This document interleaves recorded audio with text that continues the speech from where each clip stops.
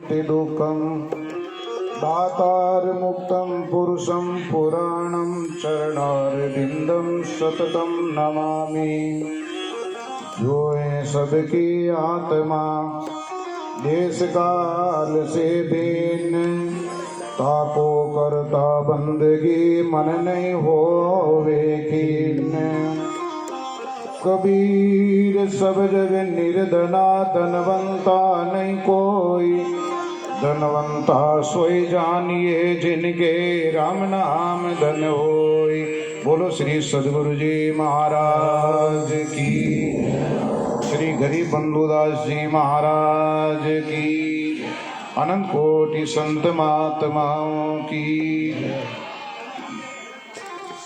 विश्व वंदनीय संत सम्राट सदगुरु कबीर साहब, श्री दादू जी महाराज, श्री दरियाव जी महाराज, श्री रामदास जी महाराज, श्री रामदास जी श्यामदास जी महाराज, श्री भोलाराम जी महाराज के श्री चरणों में कोट से वंदन करते हुए आज बड़ा ही पावन और हम सब लोगों के लिए बहुत ही स्मरणीय दिवस का जिसका आज शुभारंभ हो रहा है।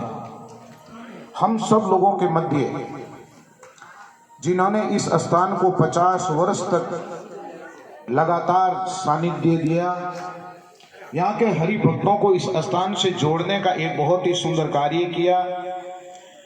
और मैं समझता हूँ कि एक संत का जिस गांव में जन्म होना, उसी गांव में पूजित तो होना, ये बड़ा ही असंभव है। उसको संभव किया हमारे पूज्य श्रद्धेय गरीब बंधुदास जी महाराज ने, जिनकी पावन 17वीं मेला महोत्सव के अवसर पर आज जो ये 7 दिवसीय श्रीमद् भागवत कथा का शुभारंभ हुआ है, हम सब लोगों के मध्य परम श्रद्धेय परम पूज्य श्री गोविंद गोपाल जी महाराज के श्री चरणों में कोट से वंदन करते हुए हम सब लोगों के मध्य विराजित परम श्रद्धेय परम पूज्य पांचला सीधा से श्रद्धेय श्री सूरजनाथ जी महाराज साहब के श्री चरणों में कोट से वंदन करते हुए पूज्य श्रद्धेय महंत श्री रामरतन जी महाराज, पूज्य श्रद्धेय श्री सीताराम जी महाराज, इन दोनों महापुरुषों का इस संपूर्ण कार्यक्रम में बहुत ही सुंदर जिनका सद्भाव है,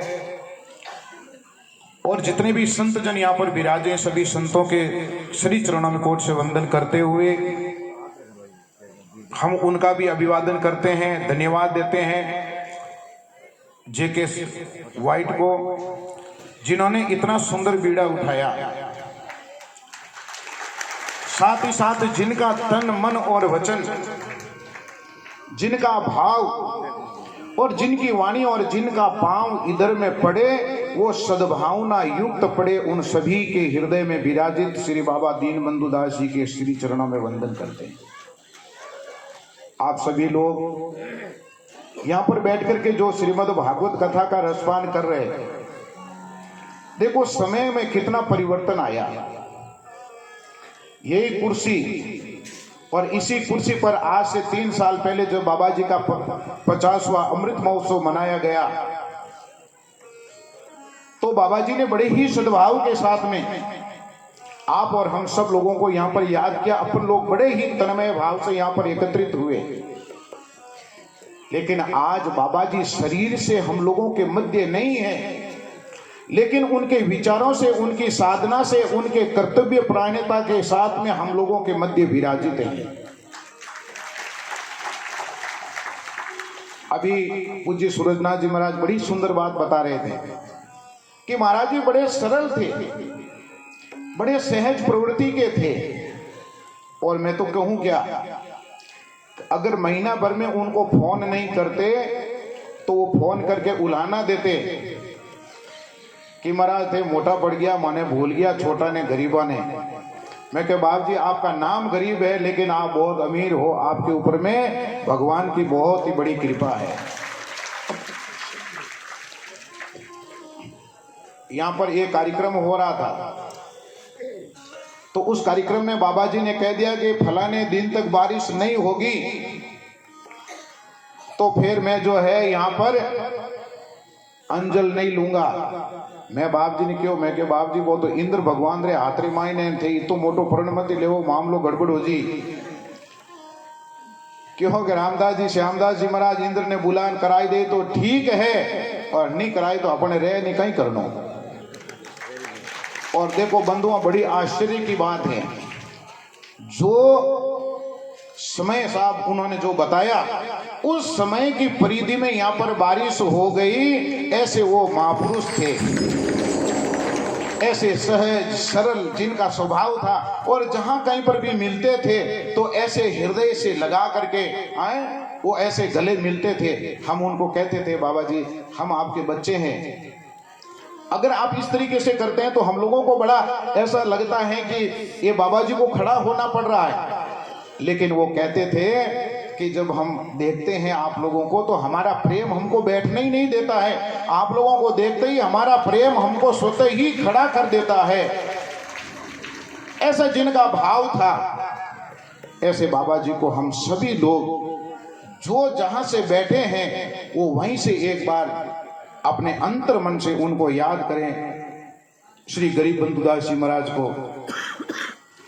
मैं एक चीज आपको बता दूं कि ऐसे महापुरुष दुनिया में बिरले ही होते हैं जो इतनी सहजता और सरलता के साथ में, नहीं तो वो ज्यादा पढ़े लिखे थे, नहीं वो ज्यादा बोलते थे, और जब भी बोलते थे तो वो एक भजन हमेशा बोलते थे, उनकी 2 लाइनें वो हमेशा बोलते थे, और उस 2 लाइनों से ही उनका प्रवचन पूरा हो जाता था। तो मैं उनको कहता था, बाप जी आपकी तो उपस्थिति ही आशीर्वाद है, आप तो जहां पर उपस्थित हो जाते हैं वहीं आशीर्वाद है।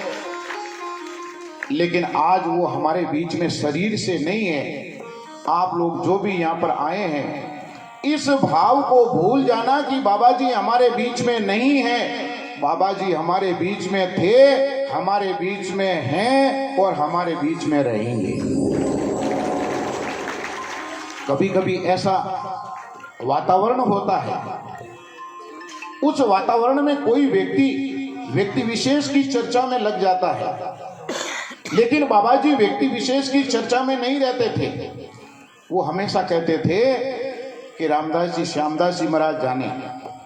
और मैं आपको एक बात बता दूं उनके जीवन काल की, कि मैं यहां पर आया हुआ था, एक बहन आई यहां पे, दूसरी बहन उनको लेकर के आई और आकर के बाबा जी से कहा, बाप जी इनके बाल बच्चा नहीं है, इनके गोद भराओ। तो बाबा जी पास में बैठे, एक बार सामने देखियो कि हमें रोती फिरने आई है, हमें कटी रोती फिरने बड़ी हमें आई है, मैं तन 10 बजे टाइम दो हमें आई है। अरे मैं क्यों बाप जी आप तो बेचारी बहुत दूर आई है, कटी होगो वेला क्या थाने ठाक होनी आ रहे लगनारी, खैर कोई बात को नहीं आओ। तो बाबा जी आए और वो अपने हाथ से वहाँ समाधि पर नारियल रखा, और 1 साल 2 साल के बाद में जब मुझे उसकी स्मृति आई तो बाबा जी ने कहा कि जिनको हमने गुस्से से भी वो नारियल दिया, रामदास जी श्यामदास जी महाराज ने उसकी गोद भर दी। ऐसे बाबा जी हमारे गरीब बंधुदास जी महाराज थे। तो बंधुओं, हम आप सब लोगों से निवेदन करते हैं कि जो आज इस परिधि के अंदर में है, कथा का आज शुभारंभ हुआ है, अनेक महापुरुषों का यहाँ पर पदार्पण होगा, महापुरुषों के विचार आप और हम सब लोग सुनेंगे। लेकिन एक चीज को अपने मन के अंदर में संजो करके रख लेना, कौन कैसा है ये प्रवृत्ति अपने मन से निकाल दो। कौन क्या कर रहा है उसकी प्रवृत्ति को निकाल दो। हमारी प्रवृत्ति सिर्फ और सिर्फ एक हो, बाबा जी की 17वीं ऐसी धूमधाम से हो जिसकी सुगंध चारों दिशाओं में जाए, और कोई संत बनने में भी फक्र महसूस करे, गर्व महसूस करे कि हम भी बने तो ऐसे बने। आज आप और हम सब लोग कभी कभी अपन लोग कभी वीडियो डालते हैं, कभी कुछ करते हैं, कभी कुछ करते हैं, उसकी तरफ ध्यान नहीं देना। ध्यान आज के बाद में कथा की तरफ देना। अगर आपने 7 दिन ये कथा सुन ली, ये बाबा रामदास जी श्यामदास जी महाराज के इस पवित्र प्रांगण में, और आपने सुन ली और किसी को साथ में ला करके सुना दी, तो निश्चित रूप से देख लोगे आपके जीवन की नैया तो पार हो ही गई। बड़ा दुर्लभ अवसर है ये, दुर्लभ अवसर। अगर अपन लोग वापस बरसी मनाएंगे तो भी ऐसा अवसर मिलने वाला नहीं है। ये अवसर आप लोगों को मिला है। लेकिन अगर कोई कह दे कि मैं श्रेष्ठ हूं, मैं कर रहा हूं, तो दूसरा कह रहा है कि नहीं मैं श्रेष्ठ हूं, मैं कर रहा हूं, तो एक दृष्टांत आता छोटा सा। एक गांव के अंदर में एक व्यक्ति रहता था। देखो बड़ा ध्यान से सुनना, ये बड़ा दूर तक जाने वाला संदेश है। ये गांव के अंदर में एक आदमी रहता था। कोई व्यक्ति जब उसका मुंह देख लेता था तो दिन भर उसको भोजन नहीं मिलता था। तो कोई व्यक्ति को जो बाहर जाना होता था तो छोटे छोटे बच्चों को भेजते थे कि देखो वो आदमी कहीं गली में है तो नहीं, अगर वो निकल जाएगा इसके बाद में हम जाएंगे। तो बालक लोग आकर कहते कि हाँ वो व्यक्ति नहीं दिख रहा, तो वो लोग फट से निकल जाते थे कि पता नहीं दिन भर जा रहे हैं कहीं भूखे न मर जाए। बात राजा तक पहुंची। जब बात राजा तक पहुंची तो राजा ने कहा कि अगर हमारे नगरी में इस तरीके का व्यक्ति है जिसका मुंह देखने से लोगों को शाम तक भोजन नहीं मिलता है तो उसको रहने का अधिकार नहीं है, लेकिन मैं उसके पहले परीक्षा लूंगा। ऐसा करो भाई कि मैं जिस कक्ष में सोता हूं उसके सामने उस आदमी को लाके बैठा दो। जब मैं सवेरे सवेरे उठूंगा तो सबसे पहले उसका मुंह देखूंगा। हुआ यही। राजा के सेवक लोग लाकर के राजा के कक्ष के सामने उस बेचारे गरीब आदमी को बैठा दिया जिसका चेहरा देखने से दिन भर रोटी नहीं मिलती थी। राजा स्नान किया सवेरे और अपना वेशभूषा पहन करके जैसे ही बाहर निकला तो सबसे पहले उसको कौन व्यक्ति मिला जिसका मुंह देखने से भोजन नहीं मिलता, वो व्यक्ति सामने मिला। राजा ने कहा अरे भाई तू वही आदमी है? तो बोले कि हाँ महाराज मैं वही आदमी हूं। ठीक है, मैंने तेरा मुंह देख लिया। वो बेचारा गरीब आदमी ने कहा राजा साहब थे मारो मुंडो देख लियो, मैंने आपरा दर्शन हो गया, मैं कृत्य हो गयो कि मैं राजा साहब रो आज चेहरो देख लियो। अब ज्यों ही वो कैर वहां से निकला तो राजा के पास में कोई संदेश एक ऐसा संदेश आया कि राजा को दिन भर भोजन नहीं मिला। मेहमान नवाजी में ऐसा राजा संलग्न हो गया कि शाम तक राजा को भोजन करने का वक्त ही नहीं मिला। जब शाम के समय में उनके पास में संदेश आता है रानी का कि अरे महाराज कर क्या रहे हो, आपने सुबह भी भोजन नहीं किया और शाम का वक्त हो गया है, अभी भी नहीं करोगे क्या? राजा ने कहा अरे भाई मुझे भूख लगी है। तब तक राजा के मन में ख्याल आया अरे मैंने जिसका चेहरा देखा उसके कारण मुझे भी शाम को भोजन आज नहीं मिला, इसलिए उस आदमी का जिंदा रहना हमारे राज्य के लिए हितकर नहीं है, इसलिए उसको फांसी दे दी जाए। उसको लेकर के फांसी की सजा की ओर ले गए और उससे पूछा कि बोल भाई तेरी अंतिम इच्छा क्या है? उसने कहा कि मेरी अंतिम इच्छा राजा से बात करने की है, अगर मैं राजा से बात कर लूं मेरी अंतिम इच्छा पूरी हो जाएगी। राजा तक संदेश गया। राजा ने आमंत्रित किया कि ठीक है मेरे से वो बात कर ले, वैसे भी तो मरने वाला है बेचारा। राजा ने बुला करके उसको पूछा बोल भाई तू मेरे से क्या बात करना चाहता है? कहा कि महाराज 100 गुना माफ करो, मेरा चेहरा देखने से आपको दिन भर रोटी नहीं मिली, लेकिन राजा साहब सुबह सुबह मैंने भी आपका चेहरा देखा था तो मुझे मौत मिली। राजा बता तेरा चेहरा खराब है कि मेरा चेहरा खराब है?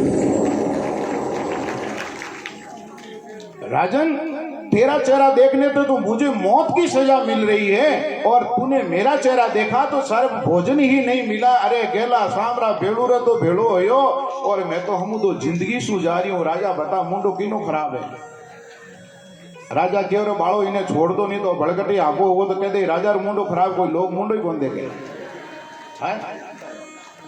बंधुओं स्थितियां हम सब लोगों के साथ में भी कमोवेश कभी कभी ऐसी हो जाती है, लेकिन हम धन्यवाद देंगे उन लोगों को जो इस संपूर्ण कार्यक्रम को एक बहुत ही सुंदर स्वरूप दे रहे हैं। और मैं तो आप सब लोगों से निवेदन करूंगा कि यहाँ पर आगे कोई नहीं है, आगे आप सब लोग हो। और आगे तो सिर्फ और सिर्फ बाबा गरीब बंधुदास जी महाराज हैं और काम देखने वाले हमारे पूज्य श्रद्धेय सीताराम जी महाराज और राम रतन जी महाराज हैं। ये काम देखने वाले हैं, काम करने वाले तो बाबा जी ही हैं और कोई दूसरा नहीं है। और वो बाबा जी हम सब लोगों के साथ में है, ऐसा विचार करते हुए इस कार्यक्रम को इतना सुंदर स्वरूप देना होगा, इतना सुंदर स्वरूप कि ये बाबा जी भी अगर सतलोक से देखे कि चेला ठीक ठाक है कि नहीं है, मैं उठो देख लियो एन आपा गड़बड़ करता देख लिया तो बाबा जी माफ नहीं करेला, पहले देख लो। बाबा जी सब देख रिया है, मैं बोलूं जिको भी मैं सुन रिया है और थे कहीं मन में भाव राखो जिको भी मैं सुने देखे।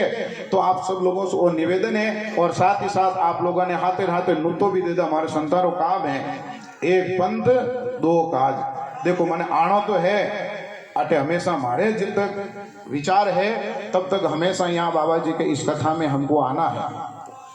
आज एक कार्यक्रम में जाना है, लेकिन 12 तारीख से लेकर के 18 तारीख तक रतकुड़िया गांव में एक नया मंदिर बना है बालाजी का और शंकर भगवान का। तो वहां पर जो है 12 तारीख से लेकर के 16 तारीख शाम तक तो जो आपको यहाँ पर भागवत की कथा सुनाएंगे वो शाम के समय में हमको वहां पर नानी बाई का मायरा सुनाएंगे। क्यों तालियां इतनी दोरी दोरी भजाई जाने का तू मेल नहीं छवा नहीं या नहीं भाई। देखो दूसरो अपने राम धामरा उत्तराधिकारी श्री गोविंद राम जी शास्त्री जी महाराज री श्रीमद भागवत री कथा जी की 12 तारीख से लेकर 18 तारीख तक है। 18 तारीख रो उठे प्रतिष्ठा रो मुहूर्त है। 17 तारीख रे सामरा बाप जी बिराजोड़ा सूरजनाथ जी महाराज साहब ए उठे अग्नि नृत्य करेला रतकुड़िया री उन पावन धरा पर हमने बड़ा निवेदन किया और बाप जी महाराज ने यश की। तो 16 तारीख तक तो रहेगा मायरा और 17 तारीख के शाम को 8 बजे से 10 बजे तक और मायरा रो टाइम भी 8 बजे और 10 बजे तक रहेला। बहादुर साहब भी बिराजोड़ा आपने आना है। हमारे बहादुर साहब तो देखो सीताराम जी बुला लिया भाई, बड़ो भारी काम करियो। तो ये जो आपको कार्यक्रम का समय बता रहे हैं 15 तारीख तक यहाँ पर है। 16, 17, 18 3 दिन आपको मिल रहा है। जिनको जैसा समय मिले तो आपने हिगरी नुतो उठने भी पधारजो, जितने माँ फिर यहाँ जितने माँ भी अटीने रोज ना आवा। तो भाव ये है वो राजा वाला भाव रखना कि एक के चेहरा देखने से भोजन ही नहीं मिला, लेकिन दूसरे के चेहरा देखने से तो मौत मिल रही है। बंधुओं यहाँ कोई छोटा और कोई बड़ा नहीं है, जो सेवा करेगा वही बड़ा है। बोलो श्री गरीब बंधुदास जी महाराज की। इतनी भगवानी हस्तया ठेठ अदेट तक भूगी है। ठेठ जावनी छे इतनी ऊंची कि बाबा जी देखे कि हाँ भाई मैं नहीं हूं तो हमारे फोटो हमें कम से कम लोग बैठा जी का मानता तो है। बोलो श्री रामदास जी श्यामदास जी महाराज की, श्री गरीब बंधुदास जी महाराज की, अनंत कोटि संत महात्माओं